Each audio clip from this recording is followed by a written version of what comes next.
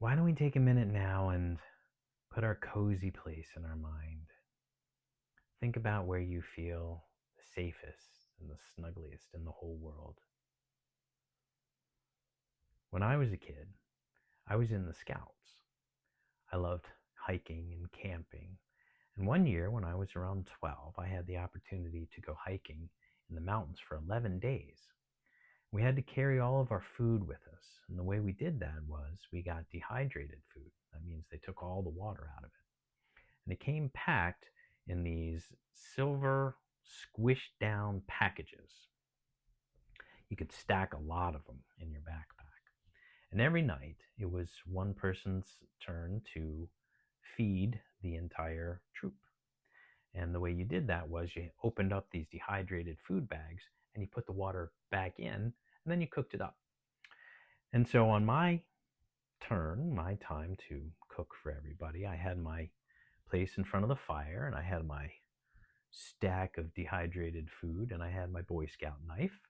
And I was holding the knife between my knees, blade up, because the handle is heavier and it was easier to hold. And I had my cooking pots on my left-hand side. So I would pick up a bag, cut it open, hold the knife between my knees, put it in the pot. It was a pretty good system. Pick up a bag, cut it, hold it, put it in the pot. Pick up a bag, cut it, hold it, put it in the pot. Pick up a bag, cut it, hold it. And as I was putting it in the pot, a mosquito came and landed on my left knee. And without thinking, I swatted the mosquito. And I knew immediately that I had made a very big mistake. It wasn't the kind of searing, tearing, cutting pain that you feel when you cut yourself with a knife or scissors. It was a deep, throbbing, pressure kind of pain, like a very tiny cramp in my wrist. And when I picked it up, there wasn't a lot of blood, but the little bit of blood that did come out was very red and very thick. And I knew that I had cut myself pretty deeply. When everybody got back from fishing, when they stopped complaining about not having dinner, thanks guys, the troop leader said that I should probably go down to the base camp and get my cut looked at by the doctor in case there was an infection. So I gathered my stuff and I went down to base camp, and the doctor fixed me up, gave me a shot, and he gave me 2 stitches to close it up. And then they sent me out to spend the night in a medical tent. And the medical tent was in the middle of this big field, maybe 25 other tents, and I was the only one there. And that night, as I looked up, the biggest sky that I've ever seen, with the most stars, surrounded by empty tents, I felt very lonely, maybe the most alone I had ever felt in my entire life. So I got a paper and a pencil, and I wrote a letter, which is a thing we used to do back then. And I wrote it to my mom and dad, and I told them how I felt lonely in that moment. And the next morning I got up and I mailed the letter, and the doctor looked and he said, okay, you're okay to go back to the troop. So I found my troop and I completed the camping trip. And I got home about a day after the letter arrived, which is a thing that used to happen back then. And that night I talked with my mom and dad about my feelings. And my mom said, there might not be other people around you, but you're never alone.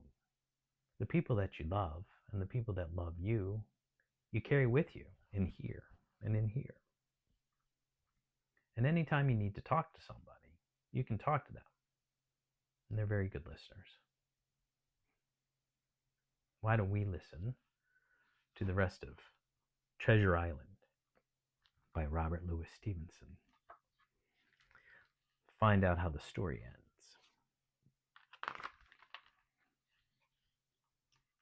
With picks and shovels, we set out to find Captain Flint's treasure.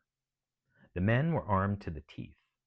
Silver had 2 guns and a cutlass. As I was a prisoner, I had a rope tied around my waist. Silver held the other end. In spite of his promise to keep me safe, I did not trust him. As we went, the men talked about the chart.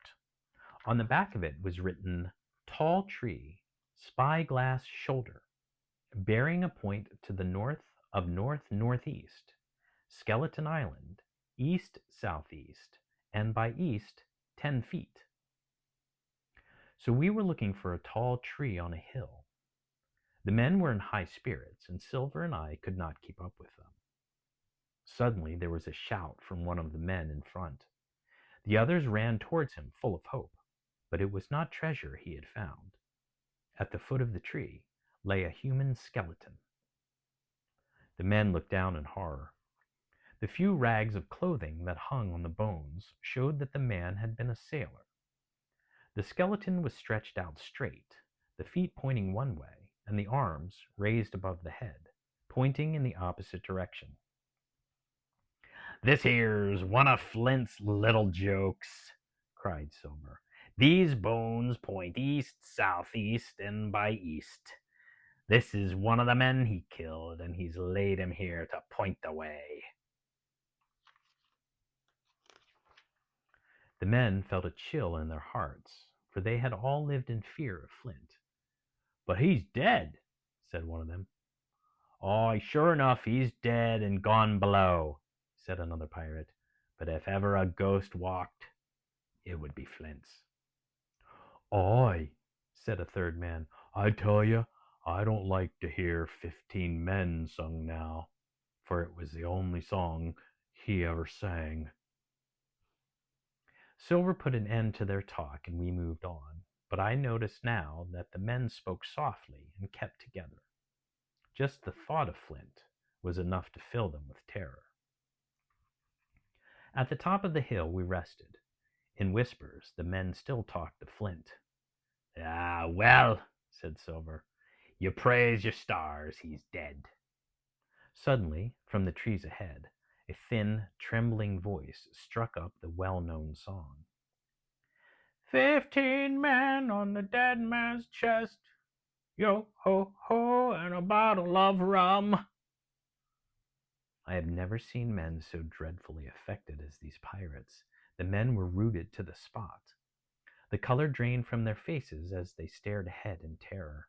Even Silver was shaking, but he was the first to pull himself together. "I'm here to get that treasure," he roared.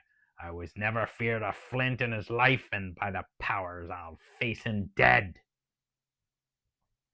Long John Silver gave them all fresh heart, and they picked up their tools and set off again. We soon saw ahead a huge tree that stood high above the others. The thought of what lay near that tree made the men's fears fade, and they moved faster. Silver hobbled on his crutch. I could tell from the evil in his eyes that, if he got his hands on the gold, he would cut all our throats and sail away. The men now broke into a run. But not for long. They had come to the edge of a pit. At the bottom lay bits of wood and the broken handle of a pickaxe. It was clear for all to see that the treasure had gone. The pirates jumped down into the hole and began to dig with their hands. Silver knew that they would turn on him at any moment. "We're in a tight spot, Jim," he whispered. The look of hate in his eyes had gone. With the pirates against him, he needed me again. Once more, he had changed sides. The pirates scrambled out of the pit and stood facing Silver and me. The leader raised his arm to charge, but before a blow was struck, 3 musket shots rang out and 2 pirates fell. The 3 men left ran for their lives. From out of the wood ran the doctor and Ben Gunn, who had saved us in the nick of time.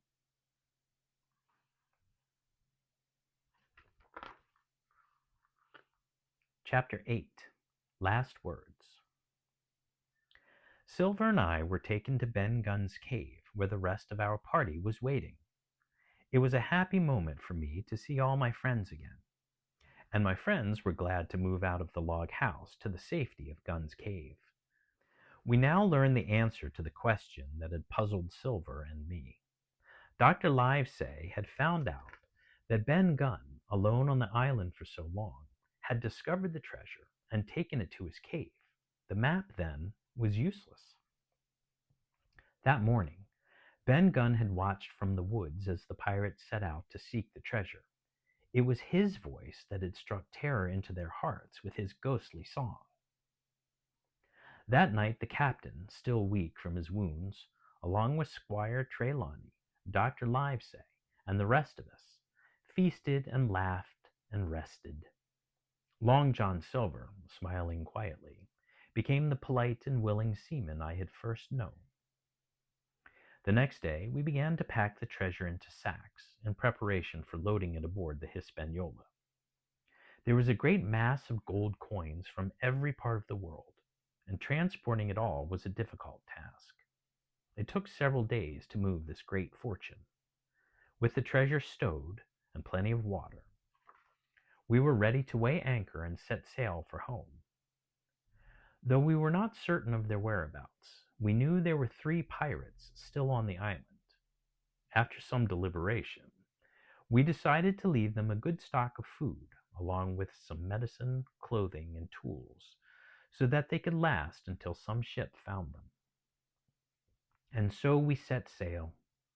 I cannot express the joy I felt as I watched Treasure Island melt into the distance and disappear over the horizon. We had not enough crew to sail the ship home, and so we made for the nearest port in South America to find some extra men. We dropped anchor and went ashore, happy to be once again in a bright, busy place. It was nearly dawn when the doctor, the squire, and I returned to the Hispaniola. Ben Gunn met us and told us that Silver had left the ship. He had taken a small amount of the treasure and gone. We were all glad to be rid of him. Our one wish now was to reach Bristol safely. We had a good voyage home. When we arrived, we shared out the treasure and settled back into our daily lives. Ben Gunn got £1,000, which he spent or lost in less than 3 weeks. He was given a little job in the village, and he still sings in the church choir every Sunday. Of Long John Silver, we never heard anything again, and he has gone right out of my life. But sometimes, in a bad dream, I fancy I hear his parrot, Captain Flint, still screeching, "Pieces of 8, pieces of 8, pieces of 8." The end.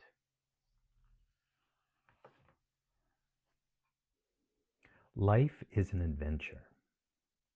You are brave, and you are strong, and your adventure is unlike anybody else's. So get some sleep, have some great dreams, and tomorrow go out and have a great big adventure. Good night.